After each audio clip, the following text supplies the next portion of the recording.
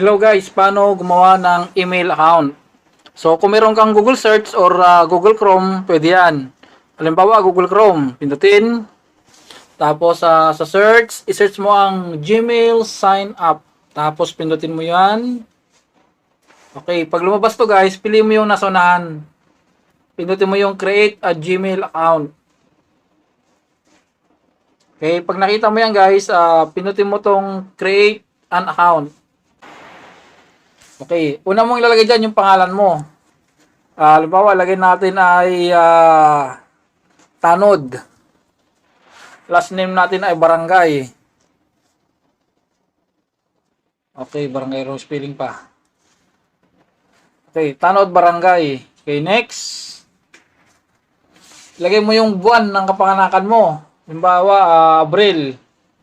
Tapos yung araw, lagay natin ng 12. Tapos yung year, 1989. Sige. Tapos gender, lalaki, babae. At yung dalawa dyan, rather not say it or custom. Email, lalaki tayo. Okay, tapos mamimili ka na dyan kung alin yung magiging format ng email account mo. Yan. Or, pwede kang gumawa ng sarili mong Gmail address. So, yun na. Sa atin, di na tayo mamimili.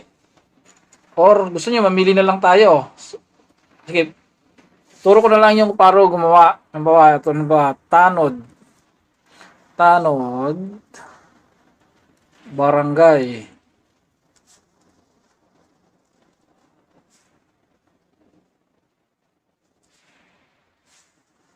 Okay. Kailangan kasi yan guys, mayroon kang number na ilalagay dyan. Halimbawa, barangay 1, 2, 3. Yan. Okay. Tapos, next. Password. Ito yung password mo tatandaan mo. Tapos, yung nilagay mo kanina na username, tatandaan mo rin yung guys. Isulat mo sa papel or screenshot mo. Itong password naman, halimbawa, password natin dito ay di ba, barangay, Tanod Barangay. Ilagyan natin na police na lang. Ayan, police 1, 2, 3. Sa confirm, police 1, 2, 3. Okay, show. So, yan yung password natin. Okay, next. Yung phone number para pagsisinan to ng ng code. So, ilagay natin number.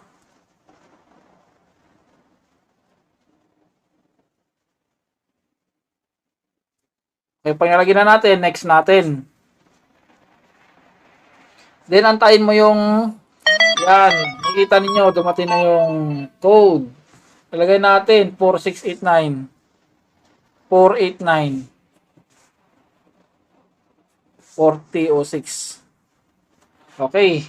Tapos, next. Kailangan daw dyan recovery email address. Kung may iba pa kayong email address, pwede nyo ilagay. Kung wala naman, first time, skip nyo na lang. Tapos nalagay dyan, add phone number. Yung nilagay nyo kanina, okay na yan, skip.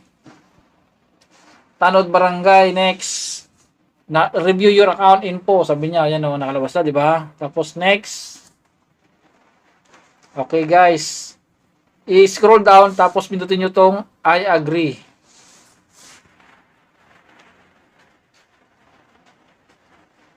So ayun guys, meron ka ng email account. Nakikita mo yan. So pag nandito ka na, i-review mo na lang yung mga nandyan, yung personal info. Tingnan mo yung mga personal info na pinaglalagay mo. Pwede mo i-edit yan. Okay, tapos yung privacy data. Yan, yung mga privacy data, pwede nyong i-edit din kung anong trip ninyo. So, itong letter T, pinindot ko yung letter T, nakita nyo, di ba? Yung pinaka-profile. Pindutin mo itong parang pen na logo sa gilid. Palitan mo yan. Mag-upload ka ng, mayroon dito na sinasuggest si Google. Yan, pero kung meron ka naman na may picture ka sa device mo, pinutin mo lang itong device photo. Yan o. Yeah.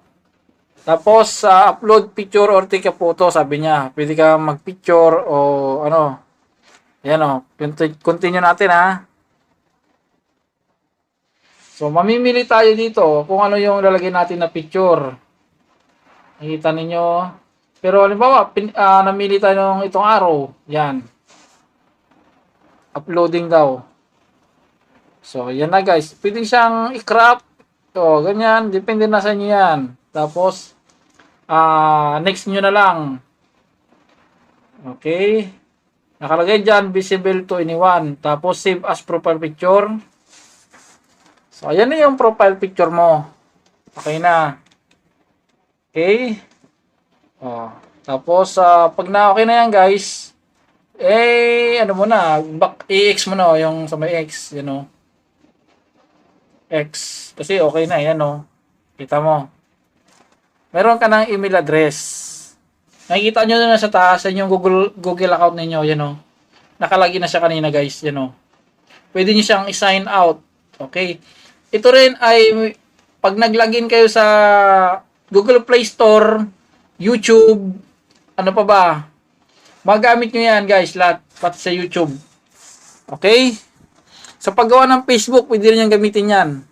So, yun lang guys. Thank you.